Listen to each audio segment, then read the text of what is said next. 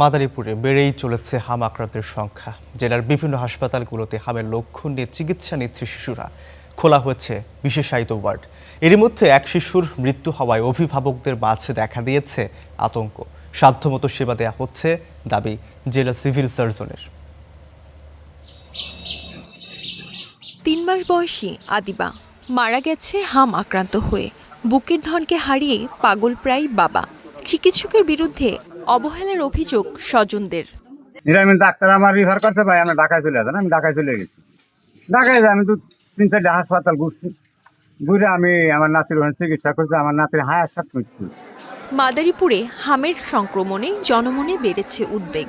গত এক সপ্তাহে 250 শয্যা জেলা হাসপাতাল সহ 4টি সরকারি হাসপাতালে প্রতিদিনই বাড়ছে রোগী। আশঙ্কাজনক অবস্থায় বেশ কয়েকজনকে পাঠানো হয়েছে ঢাকায়। পরে অনেক কাশি টাবা, আমি একজন আসছি মনিরুজ্জামান স্যারের কাছে, পরে সে বলছে ভয়ে এখন আমার ভর্তি হইতেই হবে, যদি আবার দেখা দেয়। চোখের ভিতরে লাল মানে রক্তের মতন, ওটা দেখে বলতেছে হাম হয়েছে। জ্বর একটু কমে আবার বাড়ে, আর ঠান্ডা কাছতে কাছতে বসাতে। রোগীর চাপে হাসপাতালের শিশু ওয়ার্ডের পাশে আলাদা 3টি কক্ষে হোম আইসোলেশন কর্নারে 12 শয্যার ব্যবস্থা করা হয়েছে।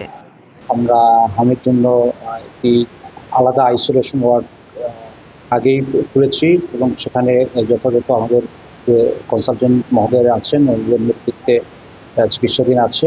যারা 9 মাসে এবং 14 মাসে যে টিকা নেওয়ার কথা, ওই টিকার 1 ডোজ বা 2 ডোজ যারা নেননি, সেই ড্রপ আউট বাচ্চাগুলোর তালিকা তৈরি করার জন্য, লাইন লিস্টিং করার জন্য আমরা নির্দেশনা দিয়ে দিয়েছি।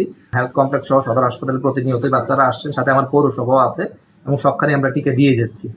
জেলা সদর হাসপাতালে 3500 সহ বিভিন্ন স্বাস্থ্য কমপ্লেক্সে 5500 হাম টিকা মজুদ আছে। Desk report, star news.